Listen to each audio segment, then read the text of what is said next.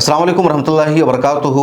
फ़लस्तीन के हवाले से सऊदी अरब की जो पॉलिसी है, हो सकता है उससे आपको इख्तलाफ हो, बहुत सारे लोग उसका विरोध करते हैं, एग्री नहीं करते हैं, लेकिन सऊदी अरब ने फ़लस्तीन के ताल्लुक़ से जो मौजूदा पॉलिसी अपनाई है, सऊदी अरब का जो सियासी नज़रिया है वो फ़लस्तीन के हक़ में है और लॉन्ग टर्म में फ़लस्तीन को यकीनी तौर पर उससे फ़ायदा पहुँचने वाला है। और इन दिनों फिर सऊदी अरब के वली अहद मोहम्मद बिन सलमान के बयान गर्दिश कर रहा है।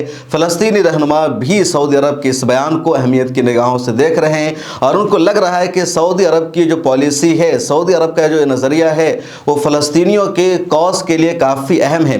फ़लस्तीन का जो इस वक्त सबसे बड़ा मुद्दा और सबसे बड़ा इशू है वो ये कि फ़लस्तीन को एक मुस्तकिल रियासत का दर्जा मिले।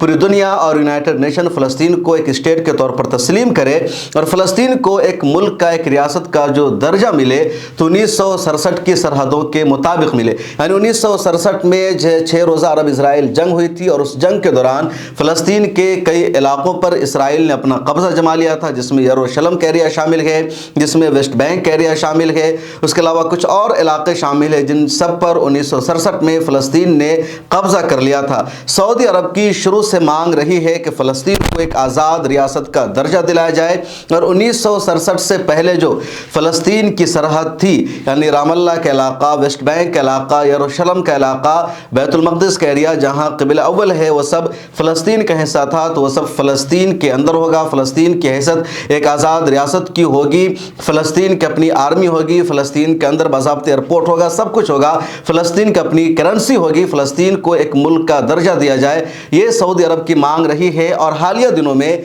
जब अमेरिका पूरी कोशिश कर रहा है, बल्कि मौजूदा अमेरिकी सदर जो बाइडन की जो सबसे बड़ी जिम्मेदारी थी आलमी सतह पर खारजा पॉलिसी में जो उनको कामयाबी हासिल करनी थी, उनको जो हदफ और गोल दिया गया था वो यही कि सऊदी अरब और इसराइल के दरमियान सिफारती रिश्ता बहाल हो जाए। लेकिन सऊदी अरब ने शुरू से यही शर्त लगा रखी है कि इसराइल के साथ हमारा सिफारती रिश्ता उस वक्त बहाल होगा जब इसराइल 1967 की सरहदों के मुताबिक फ़लस्तीन के मकबूजा इलाकों को खाली कर देगा, वो यहाँ से निकल जाएगा और फ़लस्तीन को एक आज़ाद रियासत का दर्जा दिलाया जाएगा। अमेरिका अभी तक इस बात पर इसराइल को एग्री नहीं कर सका और इसी वजह से सऊदी अरब और इसराइल के दरमियान सफारती समझौता बहाल नहीं हो रहा है और अमेरिकी सदर जो बाइडन की मुश्किलें बढ़ती जा रही है। लगातार कोशिश हो रही है कि दोनों के दरमियान समझौता हो जाए, लेकिन सऊदी अरब की तरफ से इनकार हो रहा है। इस बीच सऊदी अरब की मजलिस शूरा का इजलास हुआ, जिसको सऊदी अरब की पार्लियामेंट का सालाना इजलास भी आप कह सकते हैं, और सऊदी अरब ने अपने सालाना मजलिस शूरा के इजलास में बाज़ाब्ता तौर पर ऐलान किया है कि हम चाहते हैं कि फ़लस्तीन को एक आज़ाद और मुस्तकिल रियासत का दर्जा मिले। ये दर्जा 1967 की सरहदों के मुताबिक मिलना चाहिए। गज़ा पट्टी में जो कुछ हो रहा है मुझके इसराइल के ख़िलाफ़ है। गज़ा पट्टी में ये सब नहीं होना चाहिए। हम फौरी तौर पर सीज़ फायर के, जंगबंदी के कायल हैं। फ़लस्तीन सऊदी अरब का हमेशा से एक अहम मुद्दा रहा है और फ़लस्तीन की पूरी कोशिश है कि फ़लस्तीन को एक आज़ाद रियासत का दर्जा 1967 की सरहदों के मुताबिक मिले, क़िबला अव्वल आज़ाद हो।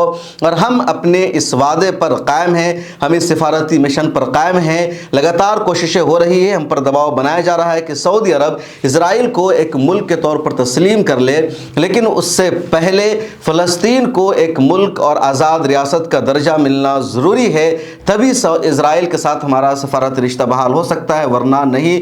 तो सऊदी अरब के क्राउन प्रिंस मोहम्मद बिन सलमान ने मजलिस शूरा के इजलास में अपनी कैबिनेट में बाज़ाब्ता तौर पर यह ऐलान कर दिया है और ये ऐलान बहुत अहम है। जो फ़लस्तीन के रहनुमा है, जो लोग फ़लस्तीन की आज़ादी की जद्दोजहद कर रहे हैं, उनकी जो पहली कोशिश है वो यही कि इज़राइल नाम का कोई स्टेट न रहे, इज़राइल नाम का जो एक मुल्क बन गया है वो नक्शे से मिट जाए, लेकिन ये पॉसिबल नहीं है। 1948 में ही फ़लस्तीन की ज़मीन को 2 हिस्सों में तकसीम कर दिया गया था।